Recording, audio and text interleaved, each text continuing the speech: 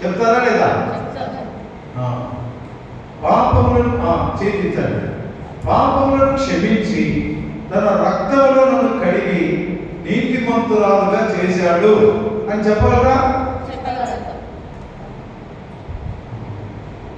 దించండి. నా స్వభావం మార్చుకున్నాను.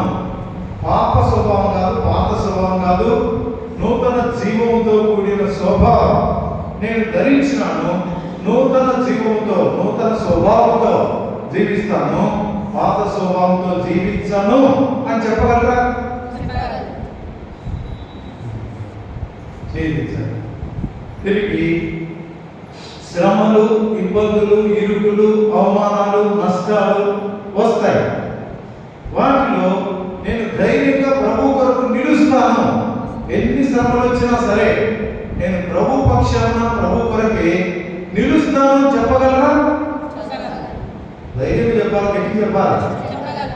శ్రమలో ఎన్నిక ఏమన్నా మారతారా? శ్రమలో నిలుస్తారా, ఎన్నికపోతారా? చెప్పండి మా. శ్రమల్లో దేవుని కొరకు నిలుస్తారా లేదా? నిలుస్తారు. మంచిది. దేవుని కొరకు మీరు సాక్షులుగా దేవుని మాట ఇతరులకు చెప్పుటకైనా, దేవుని యొక్క వాక్యం చెప్పడానికైనా ధైర్యంగా చెప్పడానికి ముందుకు పోతారా? దేవుని మాటలు ఇతరులకు చెప్పడానికి ధైర్యంగా ఛేదించండి. దేవుని సన్నిధిలో మేము ఎప్పుడు దేవుని ఇంటిలో దేవుని పని కొరకు సహకరిస్తాము, దేవుడి పనికి విరోధంగా జీవించాము అని ధైర్యంగా చెప్పగలరా?